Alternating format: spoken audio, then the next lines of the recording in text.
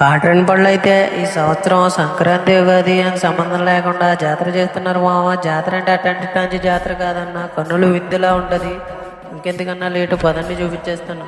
ఈ జాతర వచ్చేసరికి మన మార్చి నెలలో పౌర్ణమి రోజున జరుగుతుందన్న.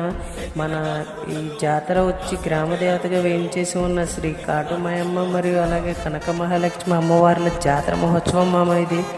పూర్వీకులు ఊరు సంహారం కోసం అమ్మవారిని ఉపశమనం చేసి తల్లి గ్రామ సంచారం చేస్తూ ప్రజలందరినీ కాపాడాలని చెప్పి పెద్దలందరూ ఒక కమిటీగా ఏర్పడి ఈ జాతరని ఎంతో కన్నుల విందుగా అలాగే రంగారంగ వైభవంగా చేస్తారు మామ. ఈ జాతరకి మామ అమ్మవారిని 15 రోజుల ముందు తీసుకొచ్చి ఊరు మొత్తం గరగలతో ఊరేగించి నివారణ తీసుకుంటూ అలా పెద్ద వీధి సేవ, చిన్న వీధి సేవ, మధ్య వీధి సేవ ఎంతో ఘనంగా చేస్తూ అలా 3 వీధి సేవలు అయ్యాక మామ మన జాతర మొదలవుద్ది. మన జాతర మాత్రం కన్నుల విందులా ఉంటుంది మామ.